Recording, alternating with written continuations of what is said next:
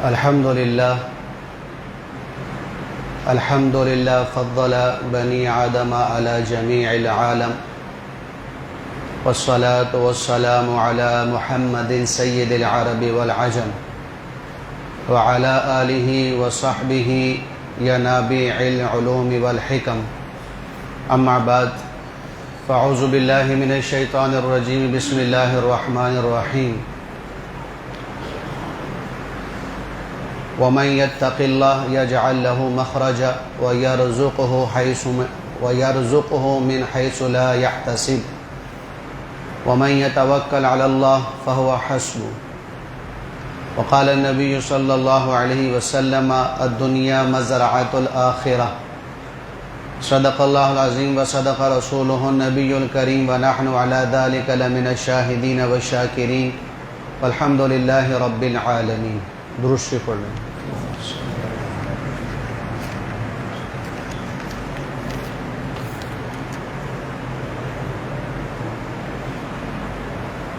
میرے محترم بھائیو دوستو،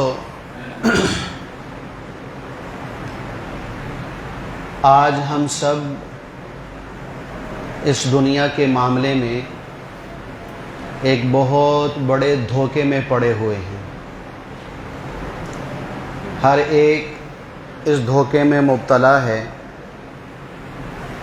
وہ دھوکہ کیا ہے کہ ہر انسان یہ چاہتا ہے کہ یہ دنیا جنت بن جائے.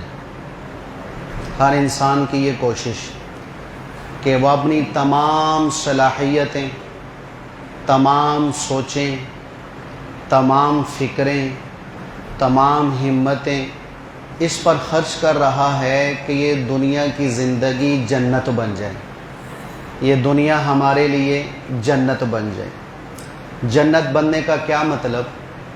کہ جس طرح جنت میں اللہ نے ہر نعمت عطا کرنی ہے، کوئی ایسی نعمت نہیں جو جنت میں اللہ عطا نہ کرے گا.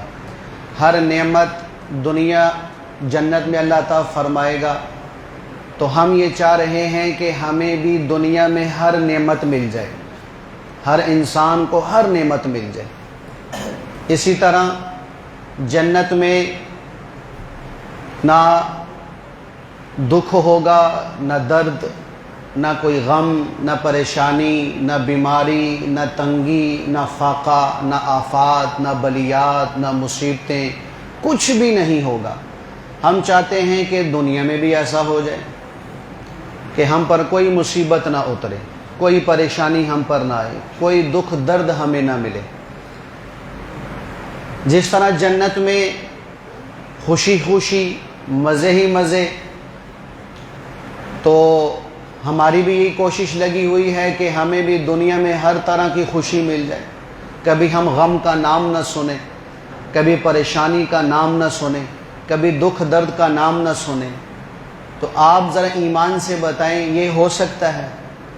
بولو بھائی. یہ ناممکنات میں سے ہے، یہ نہیں ہو سکتا. وجہ یہ ہے کہ اللہ نے اس دنیا کو بنایا ہی اس انداز سے ہے، اس طریقے سے ہے کہ یہ جنت نہیں بن سکتی. اللہ نے اس دنیا کا ڈیزائن ایسے دیا ہے کہ اس کو ہم جنت بنانا بھی چاہیں تو یہ نہیں بن سکتی. مثال، اب یہ گلاس ہے، اب میں کہوں کہ اس گلاس سے موبائل بن جائے، ہوگا بھائی؟ یہ کپڑا ہے، میں کہتا ہوں اس کپڑے سے یہ دیوار بن جائے، ہو سکتا ہے؟ گدھا ہے، میں کہتا ہوں گدھے سے انسان بن جائے. گھوڑا ہے، گھوڑے سے جہاز بن جائے. ناممکنات میں سے ہے. کیوں؟ کہ گلاس کا ڈیزائن ہی ایسا، اس سے موبائل نہیں بن سکتا. کپڑے کا ڈیزائن ہی ایسا، اس سے دیوار نہیں بن سکتی. گھوڑے کی اور گدھے کی ہیئت ہی ایسے ہے کہ اس سے انسان اور جہاز نہیں بن سکتا. اسی طرح اللہ نے اس دنیا کو بنایا ہی اس انداز سے ہے کہ یہ دنیا جنت نہیں بن سکتی. جب دنیا جنت نہیں بن سکتی تو پھر کیا ہوگا؟ حالات آئیں گے، پریشانیاں آئیں گی، مصیبتیں آئیں گی، تکالیف آئیں گی، بیماریاں آئیں گی، تنگ دستی آئے گی، فاقہ آئے گا، قحط سالی آئے گی، آزمائشیں آئیں گی. آسمان اور زمین سے اللہ رب العزت کی طرف سے آفات اور بلیات اتریں گی. تو جب یہ سب کچھ ہونا ہے، کیوں ہونا ہے؟ کہ دنیا امتحان کی جگہ، یہ ٹھہرنے کی جگہ نہیں۔ دنیا یہ راہ گزر ہے، یہ قیام کی جگہ نہیں۔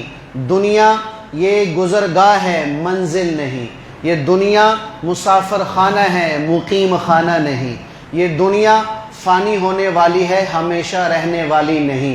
یہ دنیا ختم ہونے والی ہے، باقی رہنے والی نہیں۔ تو دلیل قرآن کہتا ہے کہ وَلَنَبْلُوَنَّكُمْ بِشَيْءٍ مِّنَ الْخَوْفِ وَالْجُوعِ وَنَقْصٍ مِّنَ الْأَمْوَالِ وَالْأَنفُسِ وَالثَّمَرَاتِ وَبَشِّرِ الصَّابِرِينَ کہ اے میرے بندوں میں ضرور بضرور تمہیں آزماؤں گا، تھوڑا کبھی خوف اور ڈر بیچ کر، کبھی بھوک بیچ کر، کبھی مالی اور جانی نقصان کر کے، کبھی چیزوں کو ختم کر کے، چیزوں کو مہنگا کر کے، چیزوں کی قحط سالی کر کے، چیزوں کو جو ہے وہ مارکیٹ سے غائب کر کے، چیزوں کی پیداوار کو روک کر۔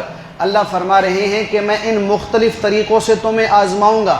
یہ آزمائشیں تم پر آنی ہی آنی ہے، لیکن یا اللہ ان آزمائشوں پر تو آپ نے آنے کی خبر دے دی کہ ان آزمائشوں نے دنیا کی زندگی میں ہر انسان پر اس کی وسعت کے برابر، اس کی طاقت کے برابر، اس کی ہمت کے برابر اور جتنا وہ بوجھ اٹھا سکتا ہے، یہ اللہ کا قانون ہے کہ اللہ اس سے اوپر اس پہ بوجھ نہیں ڈالے گا۔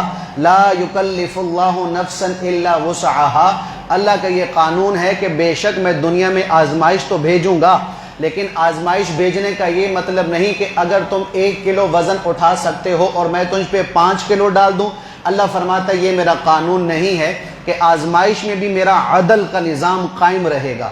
میرا ظلم کا نظام نہیں چل سکتا کہ میں ظلم کروں آزمائش اور مصیبتیں بھیجنے میں بھی۔ تو خیر، اب یا اللہ یہ آزمائشیں، پریشانیاں، مصیبتیں آنی ہیں تو یا اللہ ان سے چھٹکارے کا کیا حل ہے کہ ان سے ہم بچ سکیں یا ان میں ہوتے ہوئے بھی ہم سکون کی زندگی گزار سکیں، راحت کی زندگی گزار سکیں، ہم خوشی کی زندگی گزار سکیں، دل ہمارا مطمئن رہے اور آپ کی طرف اور حضور پاک علیہ الصلاۃ والسلام کی طرف ہمارا رخ رہے، ہم حرام کی طرف نہ پڑے، آپ کی بغاوت کی طرف نہ پڑے، رسول اللہ صلی اللہ علیہ وسلم کی بغاوت کی طرف نہ پڑے، ہم شریعت کو نہ چھوڑ دیں، ہم مرتد کہیں نہ ہو جائیں، ہم کافر کہیں نہ ہو جائیں۔ یا اللہ اس کا کوئی حل تو ہوگا۔ تو اللہ نے اس کے 2 حل بتائے ہیں، 2 حل۔ پہلا حل اللہ نے اسی آیت کے آخر میں فرمایا ہے کہ وَبَشِّرِ الصَّابِرِينَ کہ بھی آزمائش آئے گی، ان آزمائش کے بعد ان آزمائشوں پر صبر کرنے والوں کے لیے اللہ فرما رہے ہیں کہ میری طرف سے خوشخبری ہے، میری طرف سے خوشخبری ہے۔ خوشخبری کے 2 مطلب، ایک مطلب یہ کہ وہ جو آزمائش اور مصیبت آئی ہے اللہ اس آزمائش اور مصیبت سے جان چھڑا دے گا، وہ آزمائش اللہ ختم کر دے گا۔ دوسرا اس کا مطلب یہ ہے کہ اگرچہ آزمائش آگی، تم نے صبر کر لیا تو اللہ جنت میں تجھے وہ درجہ عطا کرے گا جو تو بڑی بڑی عبادت سے حاصل نہیں کر سکتا تھا۔ اللہ صبر کے ذریعے سے تجھے وہ جنت کا وہ مقام، وہ درجہ عطا فرما دیں گے۔ اب صبر کیسے کرنا ہے؟ ہمیں صحابہ کو دیکھنا پڑے گا، صحابہ کی زندگی کو دیکھنا پڑے گا کہ صحابہ صبر کیسے کیا کرتے تھے۔ کیوں کہ صحابہ ایمان اور عمل کے اعتبار سے میرے اور آپ کے لیے نمونہ ہیں، کسوٹی ہیں، ایک آئیڈیل ہیں، ایک بالکل صاف واضح پیغام ہے کہ دیکھو یہ بھی انسان تھے، امتی تھے، نہ نبی تھے نہ فرشتے تھے، تو ان پر بھی حالات آئے ہیں، پریشانیاں آئی ہیں، مصیبتیں آئی ہیں، تو انہوں نے جو کیا ہے تم وہی کرنا۔ تو جس طرح میری مدد اور نصرت اور رحمت صحابہ کے ساتھ تھی، اسی طرح وہ اپنی مدد اور رحمت اور نصرت میں تمہارے ساتھ کر دوں گا، اللہ کا وعدہ ہے۔ اب صحابہ کا صبر، حضرت ام سلمہ رضی اللہ عنہ فرماتی ہیں کہ میرے شوہر حضرت ابو سلمہ رضی اللہ عنہ وہ حضور نبی کریم صلی اللہ علیہ وسلم کی مجلس سے گھر تشریف لائے اور بڑے خوش۔ ام سلمہ نے پوچھا خیریت آج بڑے خوش ہو؟ تو ابو سلمہ فرمانے لگے کہ آج میں نے حضور نبی کریم صلی اللہ علیہ وسلم کی زبان اقدس سے بڑی عجیب بات سنی ہے، اس بات سے مجھے خوشی ہو رہی ہے۔ کہا اچھا بھی تو نے کیا بات سن لی؟ کہا جی میں نے یہ بات سنی ہے کہ حضور نبی کریم صلی اللہ علیہ وسلم نے ارشاد فرمایا کہ جس شخص کو دنیا میں کوئی مصیبت پریشانی آ گئی، کوئی مالی نقصان ہو گیا یا جانی نقصان ہو گیا، فرمایا کہ اگر اس نقصان کے بعد، اس آزمائش کے بعد، اس بیماری اور دکھ اور درد اور تکلیف کے بعد اگر وہ یہ دعا پڑھے اللہم آجرنی فی مصیبتی وَاخْلُفْ لِي خَيْرًا مِنْهَا اللہم آجرنی فی مصیبتی وَاخْلُفْ لِي خَيْرًا مِنْهَا، اے اللہ اس مصیبت میں مجھے اجر بھی عطا فرما، اور اے اللہ اس کا مجھے بہترین نعم البدل بھی عطا فرما۔ کہ جو یہ دعا کرے گا اللہ اس کو ضرور اجر بھی دے گا، اور جو اس سے نعمت چھین لی گئی ہے اللہ اس کا بہترین نعم البدل بھی عطا فرمائے گا۔ پھر ام سلمہ رضی اللہ عنہ فرماتی ہیں، یہ تو حضور نے ارشاد فرما دیا نا، فرمان تو ہم بھی سنتے رہتے ہیں، عمل کتنا ہوتا ہے، بات عمل کی ہے۔ جیسے ہمارے کئی بھائی کہتے ہیں نا کہ تبلیغ والے جاتے ہیں ان کو دعوت دیتے ہیں کہ بے اللہ کے راستے میں نکلو، دنیا کی بھی کامیابی آخرت کی بھی مولوی صاحب ہمیں سب پتہ ہے، نماز پڑھنی ہے، فلانا ہے، ڈنگڑا ہے، اچھا بھئی پھر کرتے کیوں نہیں؟ جب پتہ سب چیزوں کا ہے تو پھر کرتے کیوں نہیں؟ یہی مسئلہ ہمارا ہے کہ ہمیں ساری حدیثوں کا پتہ ہوتا ہے، سارے دینی معاملات کا پتہ ہوتا ہے، لیکن سوئی یہاں اٹکی ہوتی ہے، کوئی عمل پہ نہیں آ رہا۔ عمل کیوں نہیں ہو رہا؟ تو حضور نبی کریم علیہ السلام اس فرمان کے بعد ام سلمہ فرماتی ہیں اللہ کی کرنی ایسے ہوئی کہ ابو سلمہ جو میرے شوہر تھے اس کا انتقال ہو گیا۔ ان دونوں کی محبت کیسے تھی؟ ان دونوں کی محبت وہ سن لو۔ ام سلمہ اور ابو سلمہ ایک دفعہ بیٹھے، کہنے لگے کہ اے ام سلمہ کیا اگر میں دنیا سے چلا جاؤں تو میرے مرنے کے بعد تو دوسری شادی کرو گی؟ کہا کبھی بھی نہیں کروں گی۔ ابو سلمہ نے کہا اگر تو دنیا سے چلی گئی تو میں بھی کوئی شادی نہیں کروں گا۔ یہاں تک انہوں نے اپنا عہد و پیمان کر لیا، ایسی ان کی محبت تھی کہ ہم ایک دوسرے کے وفات کے بعد جو زندہ رہے گا وہ کہیں اور شادی نہ کرے گا۔ کیوں کہ ہم نے حضور نبی کریم صلی اللہ علیہ وسلم سے سنا ہوا ہے کہ جو شوہر اپنی بیوی کے انتقال کے بعد بالفرض اور شادی نہیں کرتا تو یہی بیوی اگر نیک ہوئی تو جنت میں اس کو ملے گی، یہی بیوی اس کو جنت میں ملے گی۔ اگر بیوی نے شادی نہیں کی تو یہی شوہر جنتی ہوا تو جنت میں یہ دونوں پھر اکٹھے ہو جائیں گے۔ تو یہ حدیث بنیاد پر وہ کہہ رہے ہیں کہ ہم ایک دوسرے شادی نہیں کریں گے، لیکن بعد میں ابو سلمہ فرمانے لگے کہ نہیں ام سلمہ میرے بعد تو نکاح کر لینا، میرے بعد تو نکاح کر لینا۔ دیکھو بھائی اگر آپ کی بیٹی بہو بہن بیوہ ہو گئی ہے اور اگر خدا نہ خواستہ غلطی سے اس کی زبان سے یہ بات نکل گئی جو اس کو شریعت نے اس کا حق دیا ہوا ہے، یہ کوئی گناہ نہیں، یہ کوئی بے غیرتی نہیں، کوئی غیرت کے خلاف نہیں۔ اگر وہ بیوہ اور مطلقہ لڑکی چاہے بیٹی کی شکل میں، بہن کی شکل میں، بہو کی شکل میں ہے، وہ اگر کسی عمل سے، اشارے سے یا بالکل واضح طور پر کہہ دے کہ میں نے شادی کرنی ہے تو میں آپ کو رب کا واسطہ دیتا ہوں اسے غیرت کے خلاف نہ سمجھنا، اس کو تانا نہ دینا کہ تو بڑی بے صبر ہوگی تو اسے صبر نہیں ہوتا۔ نہیں، شریعت نے اس کو حق دیا ہے، اگر وہ دوسری شادی کرنا چاہتی ہے تو اس کی شادی کر دو، اللہ کا واسطہ کر دو۔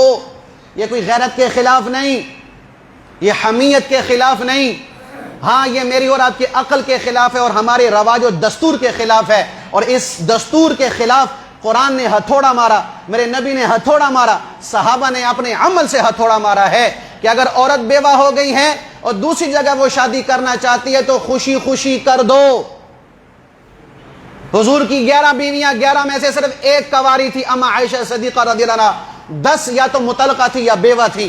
اگر دوسری شادی کرنا غیرت کے خلاف ہوتا میرا حبیب کرتا۔ تو ہم اس جاہلانہ رسم سے نکلیں۔ اب ناراض ہو جائیں گے، میں کیا کروں اب؟ عورتوں کی دوسری شادی نہ کروانا یہ مشرکین مکہ کا عمل تھا۔ اسلام کے آنے سے پہلے مشرک اور کافر یہ عمل کرتے تھے، اس کی دوسری شادی نہیں ہونے دیتے تھے۔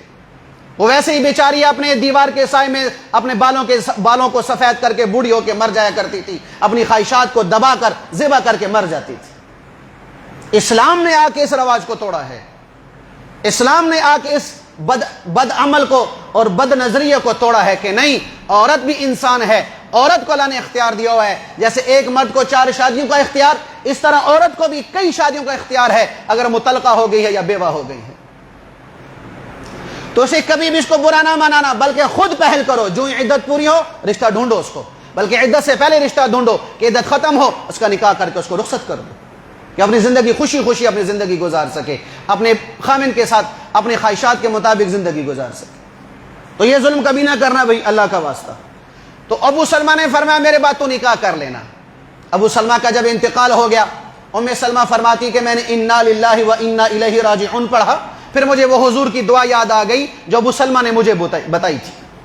میں نے وہ دعا پڑھ لی، اللہم آجرنی فی مصیبتی واخلف لی خیرا منہا، یا اللہ ابو سلمہ کو تو نے اٹھا لیا، بڑی مصیبت، میں نے صبر کیا، اس پہ اجر عطا فرما اور مجھے ابو سلمہ سے بہتر بدل عطا فرما۔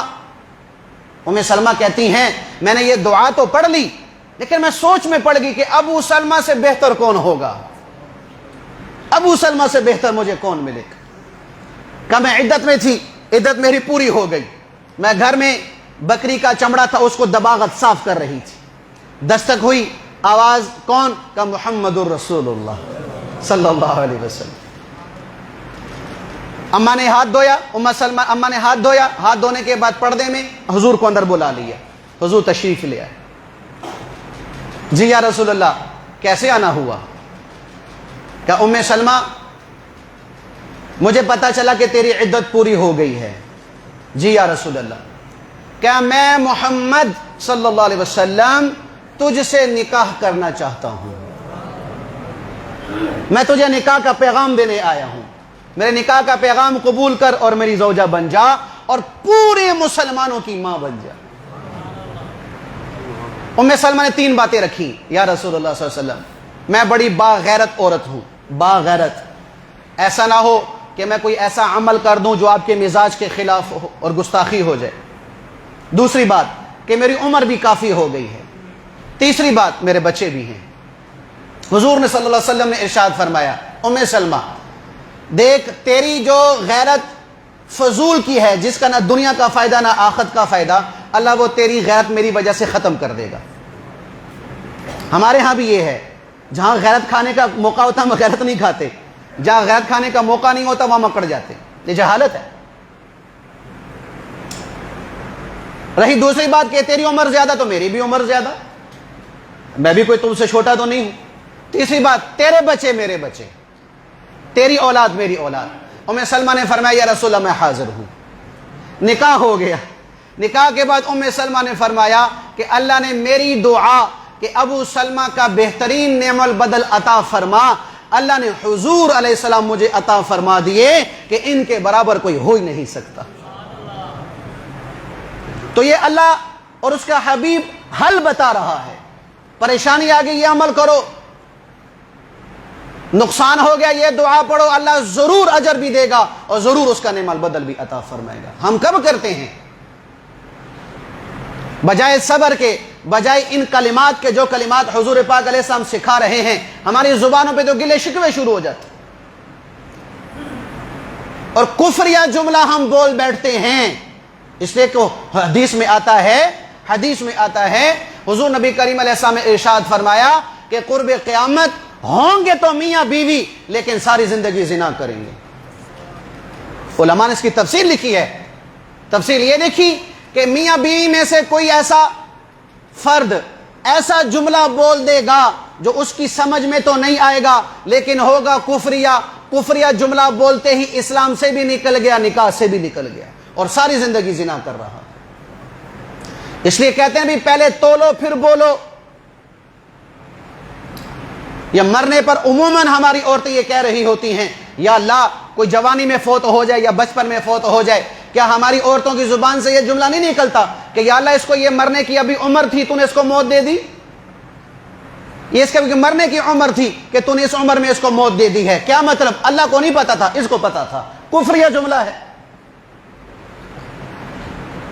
یا اللہ اس نقصان کے لیے میں ہی رہ گیا ہوں، میں تجھے نظر آتا ہوں، کوئی دائیں بائیں تجھے اور نظر نہیں آتے،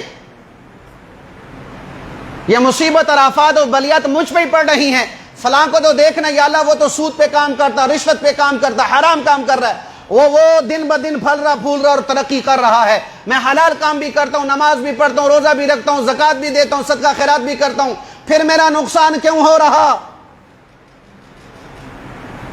یہ جملے ہماری زبانوں سے نکل رہے ہیں، اس کا نتیجہ کیا ہے؟ میں آپ اس کو نہیں سمجھتے۔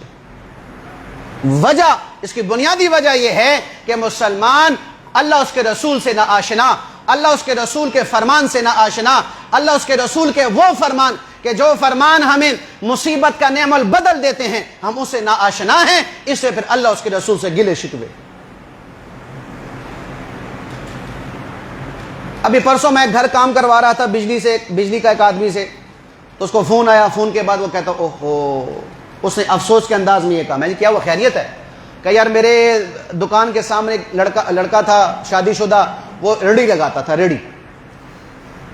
تو حالات تو جیسے چل رہے ہیں سب کے سامنے ہیں, مہنگائی ہے بالکل ہے, حالات خراب ہیں بالکل ہے, تنگی ہے بہت بڑی. کہنے لگا کہ اس نے اپنی یہ دونوں نسیں کاٹ لی مہنگائی سے تنگ آ کر. میں نے وہاں پر دو باتیں کہیں. میں پہلی بات کہ ہمیں دین کا پتہ نہیں, اللہ اس کے رسول کا ہمیں پتہ نہیں ہے. اگر اللہ اس کے رسول کا پتہ ہوتا تو ہم کبھی بھی خودکشی نہ کرتے, بلکہ کیا کرتے؟ صبر کرتے. میں کہا دوسری بات, یہ مر جاتا جہنم میں پڑا ہوتا, ادھر بھی مصیبت, پیچھے بیوی بچوں کا کیا ہونا تھا؟ وہ تو رل گئے نا بیچارے, وہ تو برباد ہو گئے, وہ تو در در کی ٹھوکریں کھانے ان کے مقدر ہو گئے, وہ تو محتاج ہو گئے لوگوں کے. تیرے ذریعے سے چلو 3 نہیں 1 وقت کا کھانا تو گھر جا رہا تھا, اب وہ ایک وقت کا کھانا بھی تو نے بند کر دیا, تو یہ ظالم ہو کے مرا ہے. مسلمان یہ حرکت کیوں کر رہا کہ کبھی خودکشی کر رہا, کبھی بچوں سمیت اپنے آپ کو مار رہا, کبھی نہروں میں چھلانگے لگا رہا؟ کیوں؟ اس لیے کہ مسلمان اللہ اس کے رسول سے نہ آشنا ہے. ورنہ ہو مسلمان اور رزق کی تنگی سے خودکشی کر لے, اللہ کی قسم یہ ایسا ہی ناممکن ہے جیسے بکری کے تھن سے دودھ نکلے اور واپس چلا جائے. کہ صحابہ کی زندگی میرے آپ کے سامنے نہیں ہے, حضور نبی کریم علیہ السلام کی زندگی ہمارے سامنے. حضور نے ام عائشہ کیا فرماتی ہیں کہ 3 مہینے یعنی 90 دن ہمارے گھر میں چولہا نہیں جلتا تھا. چولہا کس پہ جلے؟ نہ پکانے کو آٹا, نہ پکانے کو دال ہے, نہ پکانے کو پیاز ہے, نہ پکانے کو ٹماٹر ہے. اما پھر گزارا کس پہ ہوتا تھا؟ کہ پانی اور کھجور پہ. یہ حضور کی زندگی سامنے نہیں, اس لیے مسلمان خودکشیاں کرتے ہیں. اما فرماتی ہیں حضور نبی کریم صلی اللہ علیہ وسلم میرے ساتھ لیٹے ہوئے تھے, ایک دم اٹھے اور اللہ کے نبی یوں کروٹ دے رہے ہیں, یوں کروٹیں لے رہے ہیں, چارپائی پر بیٹھ گئے, کبھی یوں. پھر صبر نہ آیا, پھر چارپائی کی جو بڑی لکڑی ہوتی ہے نا, اس پر میرا نبی لیٹ گیا اس طرح کہ ایک ٹانگ میرے نبی کی نیچے تھی, ایک اوپر, اور پیٹ اس لکڑی کے اوپر رکھا ہوا تھا کہ پیٹ پہ دباؤ پڑے, معدے پر دباؤ آئے تاکہ اس کو بھوک کی شدت محسوس نہ ہو. وجہ کائنات یہ عمل کر رہا ہے. کیوں؟ پتا تھا کہ میری ساری امت پیٹ بھر کے کھانا نہیں کھائے گی, ان کو فاقہ آئے گا, ان پر بھوک پیاس آئے گی, میرا عمل دیکھیں گے تسلی ہو جائے گی کہ یہ کائنات کا سردار کہ جس کے دروازے پہ جبرائیل یوں ہاتھ جوڑ کے کھڑا ہو سکتا تھا, جنت سے دسترخوان اتر سکتا تھا, سونے چاندی کے برتنوں میں کھانا آ سکتا تھا, اور براق آپ کی سواری بن سکتی تھی, جنت کے نہروں کا پانی اتر سکتا تھا, جنت کے نہروں کا دودھ اور شہد اتر سکتا تھا. میرے نبی نے سب کو دھتکار دیا, سب کا انکار کر دیا. اتنا با اختیار نبی ہو کر فاقے میں رات گزار رہا ہے. لہٰذا میری امت تم پر بھی فاقہ آ جائے تو مجھ کو دیکھ لینا, تمہیں تسلی ہو جائے گی. اب امت دیکھے کہاں سے؟ امت کو فرصت ہی نہیں ہے اس دنیا کے معاملات سے, دنیا کے جھنجھٹوں سے اور دنیا کے فضولیات سے کہ وہ حضور کی زندگی دیکھ سکے. اما عائشہ نے ہاتھ جوڑے, یا رسول اللہ کیا ہوا؟ فرمایا عائشہ بھوک لگ رہی ہے, بھوک ستا رہی ہے. یا رسول اللہ سے 2 وقت کا کھانا تو مانگ لیں, 2 وقت کی روٹی تو اللہ سے مانگ لیں. کہا نہیں عائشہ, مجھ سے پہلے جو نبی گزرے ہیں انہوں نے بھی فاقے سے زندگی گزاری, میں بھی اسی فاقے میں اللہ کے ہاں پیش ہوں گا. جب اللہ کے نبی کا انتقال ہو گیا تھا تو گھر میں اندھیرا تھا, انتقال سے کچھ اندھیرا تھا, تو کہا اماں چراغ تو جلا لیں. اما عائشہ نے فرمایا بیٹا اگر چراغ میں جلانے کے لیے تیل ہوتا تو وہ تیل ہم پی کر اپنا بھوک نہ مٹا لیتے. تیرا نبی فاقے کی حالت میں اللہ کی دربار میں پیش ہوا ہے.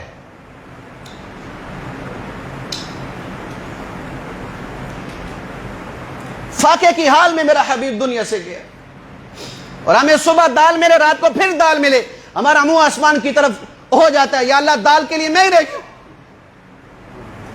ایمان سے بتاؤ تم میں سے کس نے چٹنی سے پورا ہفتہ روٹی کھائی ہو, ٹماٹر سے روٹی کھائی ہو, پیاز سے روٹی کھائی ہو؟ سالوں سال کا بھی ایک دفعہ ہو جائے سو ہو جائے، ورنہ الحمدللہ ہر آدمی دال روٹی پیٹ بھر کے رات کو سوتا ہے۔ اب اس کا یہ مطلب تو نہیں کہ اللہ کی طرف سے آزمائش آ گئی تو گلے شکوے شروع کر دو۔ رابعہ بصریہ رحمت اللہ علیہ کے سامنے ایک نوجوان، اس نے سر پہ پٹی باندھی ہوئی تھی، کہا کیا ہوا؟ کہا سر میں درد ہے۔ کہا تجھے شرم نہیں آئی؟ کیا مطلب؟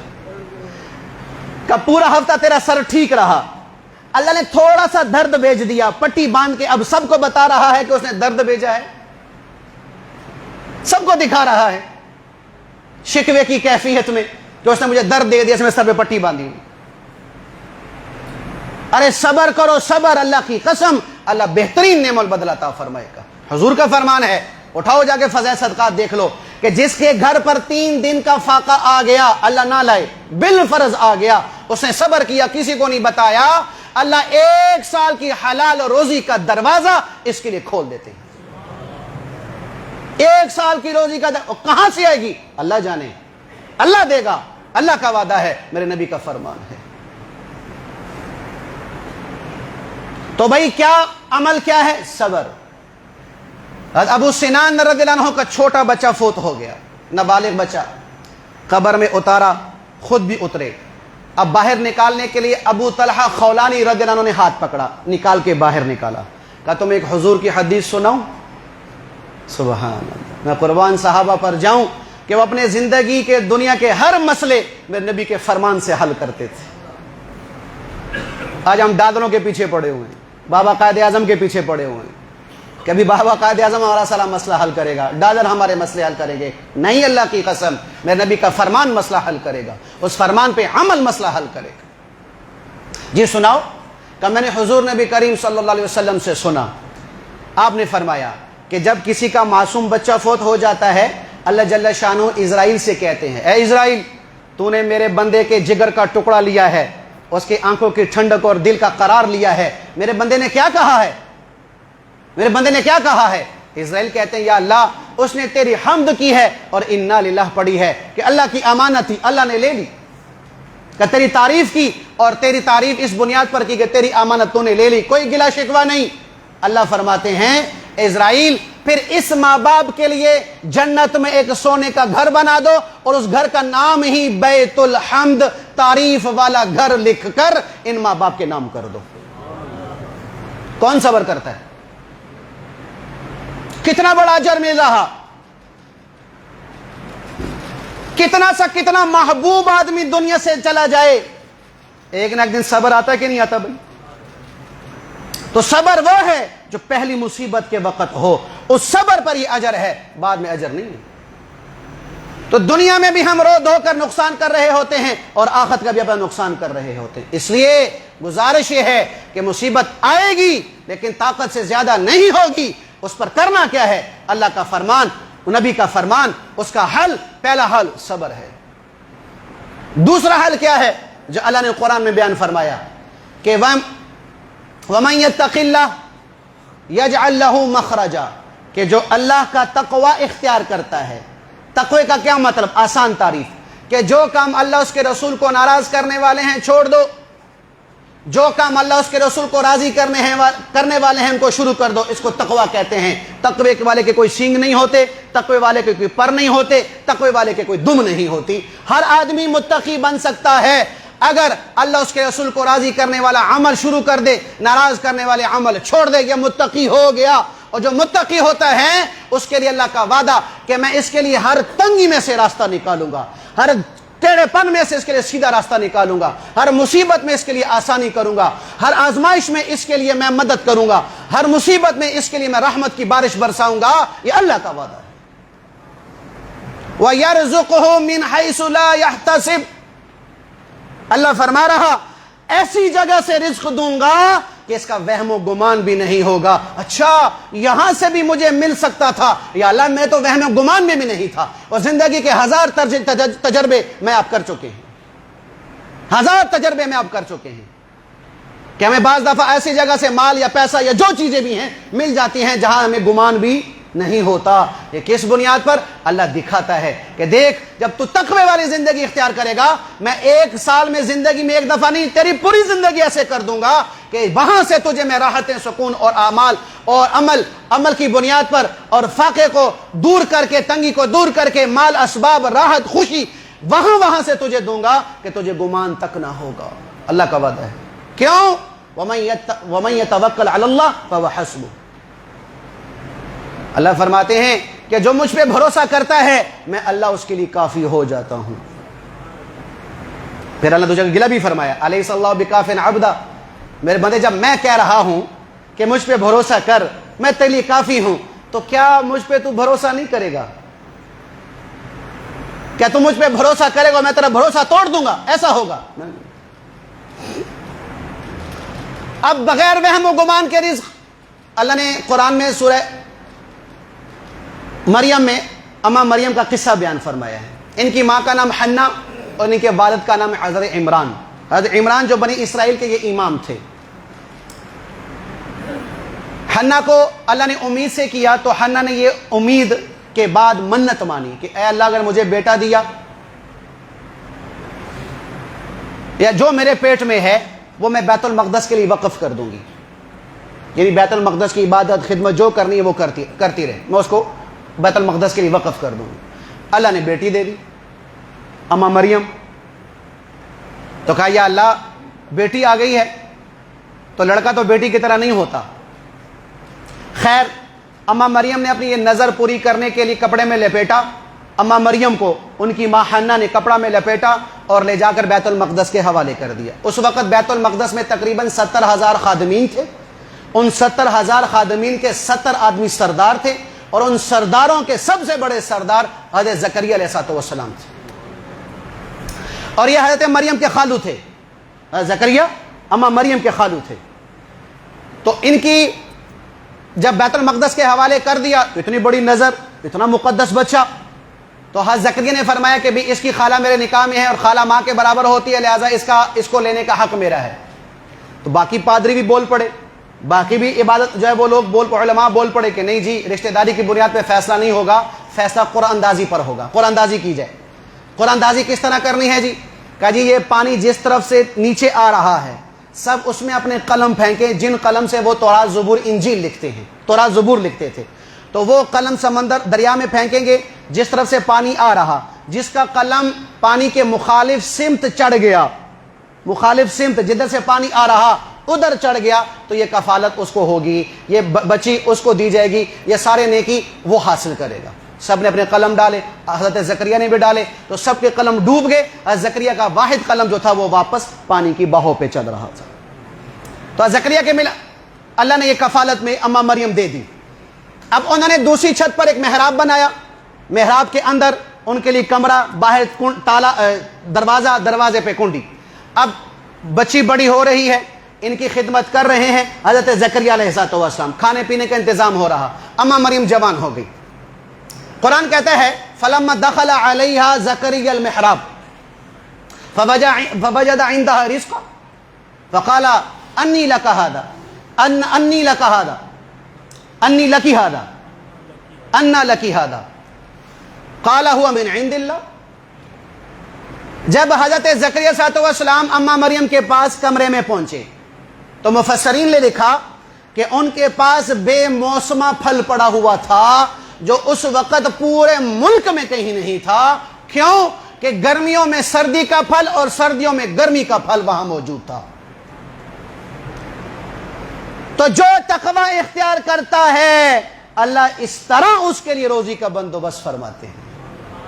فرمایا مریم یہ کدھر سے آیا؟ کون لے کے آیا؟ میں تو لے کر نہیں آیا۔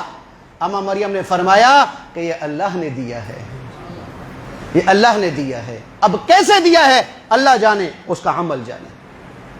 تو جو تقوی اختیار کرے گا اللہ اس کو یوں رزق عطا فرمائے گا کہ اس کے وہم و گمان میں بھی نہیں ہوگا۔ یہاں ایک عقیدہ اور مسئلہ سمجھو بھائی،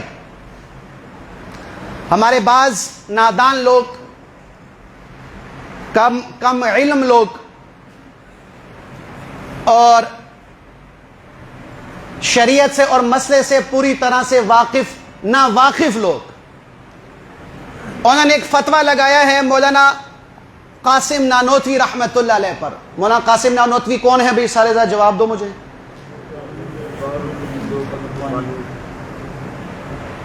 بولو بھائی. دارالعلوم دیوبند کے بانی ہیں، ہمارے اکابر میں سے ہیں، ہمارے اکابرین میں سے ہیں. انہوں نے کتاب لکھی ہے تحذیر الناس. تحذیر الناس کتاب پڑھی ہے کئی جاہل لوگوں نے، نام نہاد علماء. انہوں نے پڑھتے ہی مولانا قاسم نانوتوی پر فتوے لگا دیے کہ مولوی قاسم نانوتوی اس کتاب کی وجہ سے کافر ہو گئے. اب کافر ہونے کی وجہ کیا بتائی؟ الزام کیا لگایا؟ الزام یہ لگایا کہ بھی مولانا قاسم نانوتوی رحمۃ اللہ علیہ نے اپنی کتاب تحذیر الناس میں یہ بات لکھی ہے کہ امتی کا عمل نبی سے بڑھ سکتا ہے، امتی کا عمل نبی سے زیادہ ہو سکتا ہے. تو یہ کیسے ہو سکتا ہے کہ امتی عمل میں نبی سے کیسے بڑھے گا؟ تو لہذا یہ کفریہ جملہ، تو مولانا قاسم نانوتوی کافر. ان لوگوں نے تو کفر کو یوں بیچا ہے، آج تو ہمارے ہاں دھنیا بھی مہنگا ہو گیا ہے دھنیا بھی مہنگا جی، سبز مرچ بھی مہنگی ہے، لیکن ان لوگوں نے دھنیے اور سبز مرچ سے بھی زیادہ سستا کفر کا فتویٰ رکھا ہوا تھا یہاں پر. اپنے علاوہ سب کو کافر کہہ رہے تھے. اور یہاں تک کہ اس زمانے میں یہ مکفر المسلمین کے نام سے مشہور ہو چکا تھا. مکفر المسلمین کے نام سے. چلو نام لے لیتا ہوں، ناراض نہ ہونا، پھر بعد میں کہنا موسیٰ پوری ہوائی غلط کرن دے رہے ہیں. ہو بھی جاؤ تو مجھے کوئی ٹینشن نہیں. احمد رضا خان بریلوی. کون بھائی؟ احمد رضا خان بریلوی، جن کو یہ بریلوی اپنے مجدد مانتے ہیں. ٹھیک ہے بھائی، مانو، ہم کون سا منع کرتے ہیں. اس نے حسام الحرمین کتاب لکھی، اس میں یہ جملہ نوٹ کیا مولانا قاسم نانوتوی رحمۃ اللہ علیہ کی طرف سے کہ مولوی قاسم نے یہ لکھا ہے کہ امتی کا عمل نبی سے بڑھ سکتا ہے، لہٰذا یہ کفریہ جملہ، لہٰذا مولوی قاسم کافر ہو گیا. اب اصل عبارت کیا ہے وہ سنو. مولانا قاسم نانوتوی اپنی کتاب تحذیر الناس میں لکھتے ہیں کہ نبی امتی سے عمل کی بنیاد پر ممتاز نہیں ہوتا، نبی امتی سے علم کی بنیاد پر ممتاز ہوتا ہے. اور بسا اوقات بظاہر امتی کا عمل نبی کے برابر ہو جاتا ہے، اور بعض دفعہ امتی کا عمل نبی سے بڑھ بھی جاتا ہے. اب اس کا مطلب سمجھاؤں آسان لفظوں میں. حضور نبی کریم علیہ السلام کو جب معراج پر نماز ملی، نماز فرض ہوگی 5 نمازیں، اس نماز کے فرض ہونے کے بعد حضور نبی کریم علیہ السلام 15 سال دنیا میں زندہ رہے. 15 سال میں صرف فرض نمازوں کا حساب لگاؤ تو 27,000 نمازیں بنتی ہیں. کتنی؟ حضور نے 15 سال میں کتنی نمازیں پڑھی؟ 27,000. اب ہمارے ہاں یہ سفید داڑیوں والے ہیں، ایک بچہ بالغ ہوا 15 سال کی عمر میں، اس کے بعد اللہ نے اس کو عمر دی 100 سال. 100 سال وہ زندہ رہا. 100 سال میں اس نے 2.25 لاکھ فرض نمازیں پڑھی ہیں امتی نے.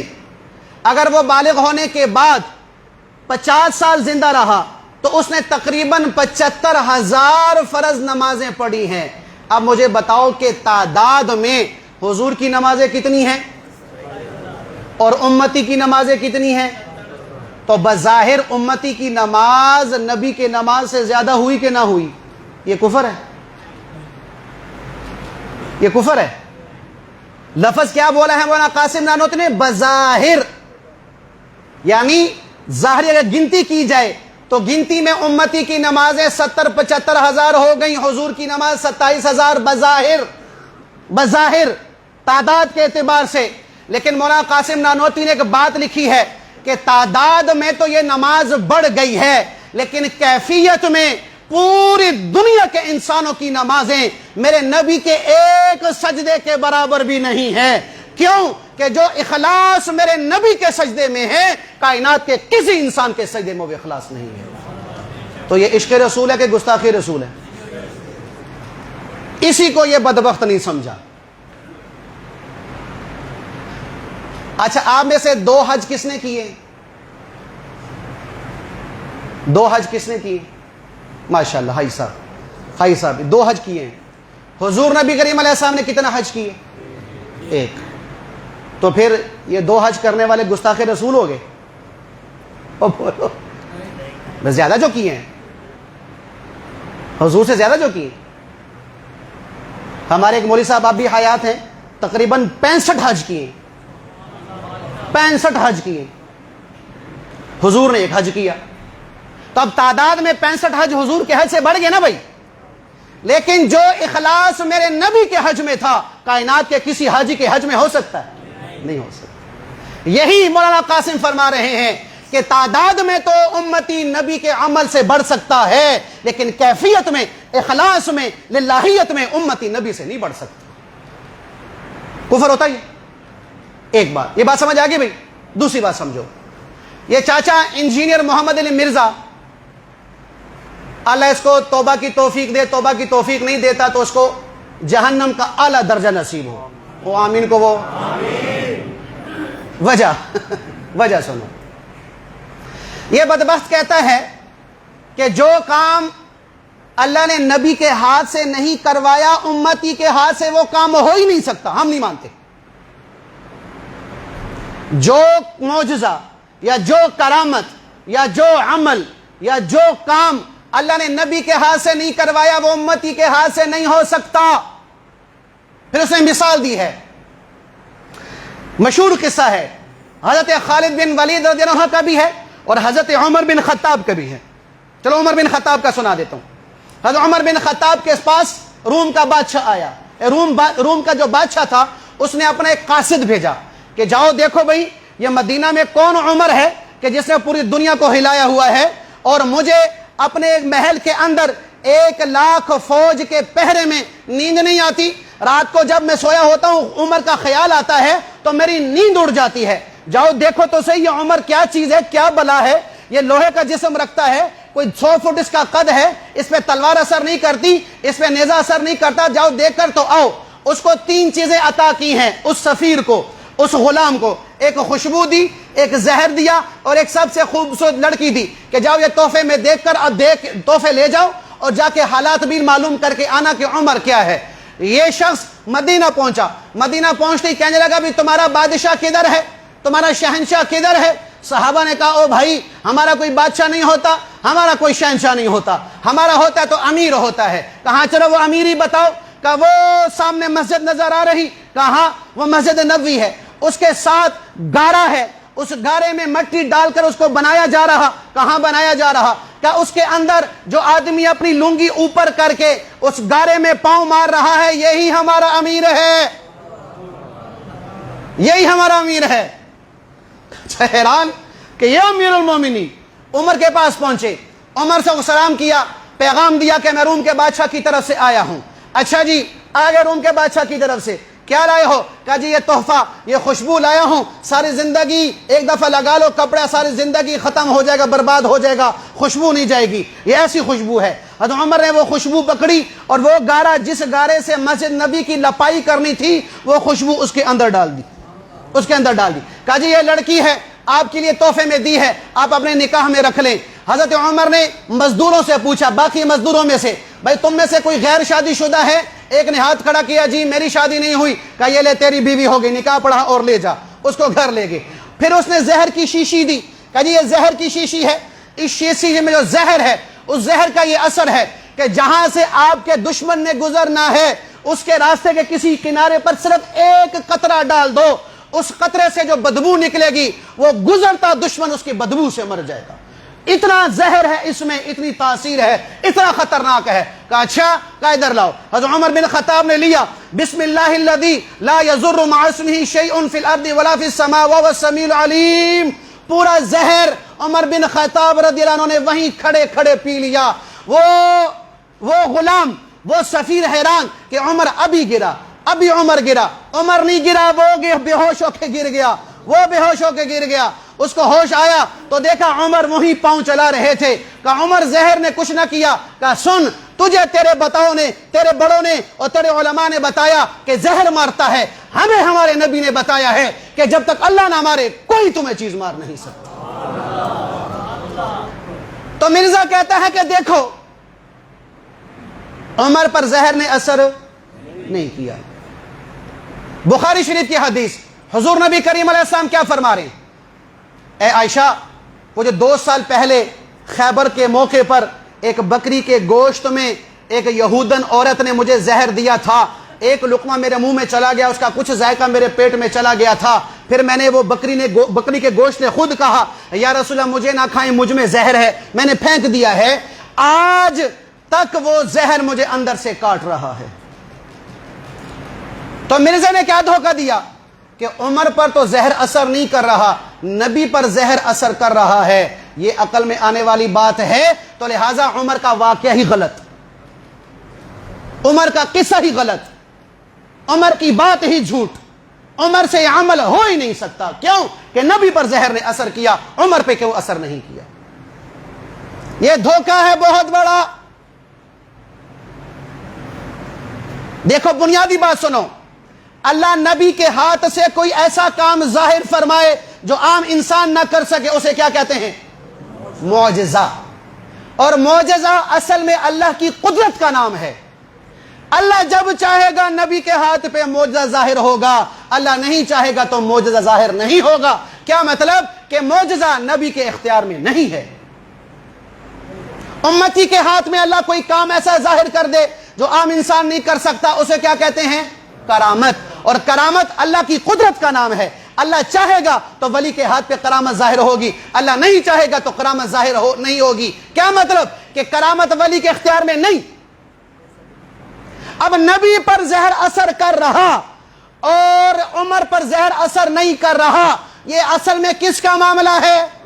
اللہ کا معاملہ ہے۔ تو مرزا انجینئر بدبخت حضرت عمر پر، حضور پر نہیں انگلی اٹھا رہا، وہ اصل میں اللہ کی قدرت پر انگلی اٹھا رہا کہ یا اللہ نبی پر زہر نے اثر کیا، عمر پہ کیوں نہیں کیا؟ ہم اس کو ماننے کو تیار نہیں، لہذا ہم تیری قدرت کو ماننے کو تیار نہیں۔ بات یہ ہے۔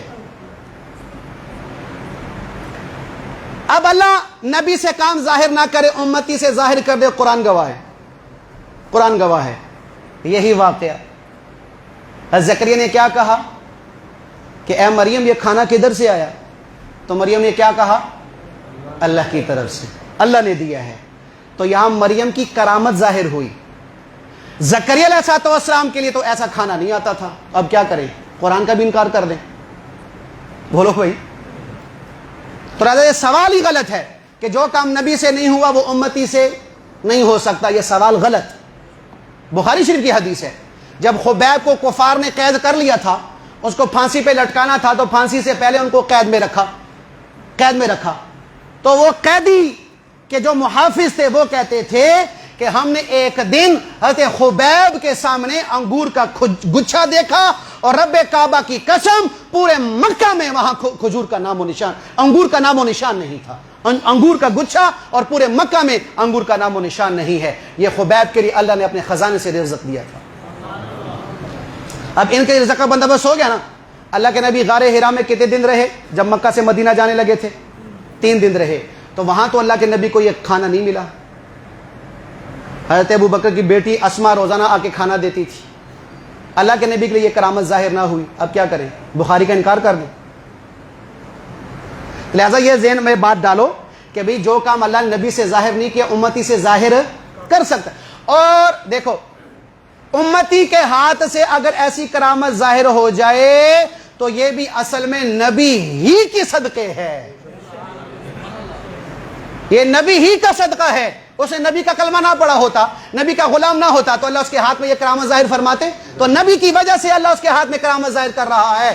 مثال سمجھو، بعض دفعہ استاد وہ کام نہیں کر پاتا جو شاگرد کر پاتا ہے۔ استاد ساری زندگی پائلٹ بننا سکھاتا ہے، لیکن کبھی جہاز میں بیٹھا نہیں، اور جہاز میں شاگرد بیٹھ کے جہاز اڑا رہا ہوتا ہے، تو کیا کہیں گے؟ اب یہ شاگرد گستاخ ہو گیا۔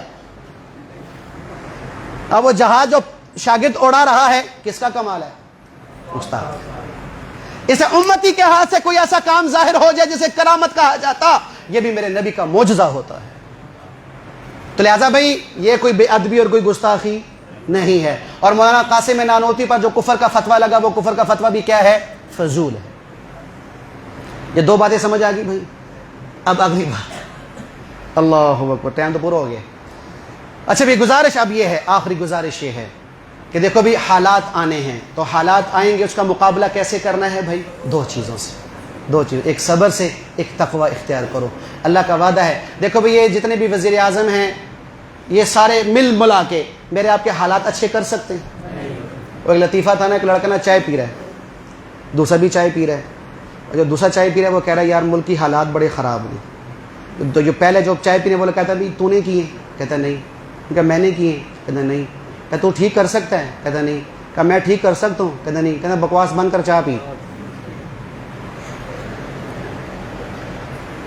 کیا کرو بھائی؟ چائے پی۔ ہاں،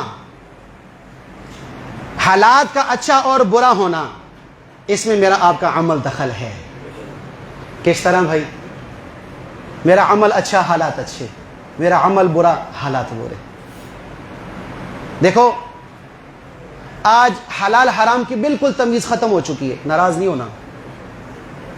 یہ تم اپنا سوشل میڈیا دیکھو، پرنٹ میڈیا دیکھو، الیکٹریکل میڈیا دیکھو، ہر دوسرا آدمی تمہیں پیسے کمانے کا طریقہ بتا رہا ہے۔ ماہانہ 2 لاکھ کما لو، ماہانہ 6 لاکھ کما لو، ماہانہ 10 لاکھ کما لو۔ ایک آدمی کو ایوارڈ دیا جا رہا ہے، اس نے 1 سال میں 1 کروڑ کمایا ہے، بغیر انویسٹمنٹ کے، بغیر پیسے لگاؤ، آؤ ہم تمہیں پیسہ کمانا سکھاتے ہیں۔ یہ کیا چیز ہے؟ ایک بر وقت عیب نکلی ہے جو قرضہ دیتی ہے سود پہ، مسلمان وہ قرضہ لے رہا ہے۔ یہ بٹ کوئن جو چل رہی ہے، یہ سب بھی سود ہے۔ یہ کیوں پیسے کی دوڑ کیوں لگ رہی؟ اس لیے اللہ اس کا رسول بھولا ہوا ہے۔ ہم تو لوگوں کو جگانے کے لیے آئے تھے، ہم خود ہی جو سو گئے۔ ہم لوگوں کو اللہ اس کے رسول کا بتانے کے لیے آئے تھے، لوگوں کو حرام سے نکالنے کے لیے آئے تھے، لوگوں کو دنیا سے نکالنے کے لیے آئے تھے، لوگوں کو جنت کی طرف ڈالنے کے لیے آئے تھے۔ ہمارا باغ خود ہی اجڑ گیا۔ تو کسی نے کہا نا کہ چمن کے تخت پر جس دم شہ گل کا تجمل تھا، ہزاروں بلبلیں تھی کہ شور تھا، غل تھا۔ ہائے ہائے، کھلی جب آنکھ نرگس کی، نہ تھا جز خار کچھ باقی، بتاتا باغ باں رو رو رو، یہاں غنچہ یہاں گل تھا، یہاں غنچہ یہاں گل تھا۔ آج مسلمان کا اسلامی باغ ہی اجڑ گیا ہے، اب ہم کس کو اس باغ کی خوشبو سنائیں؟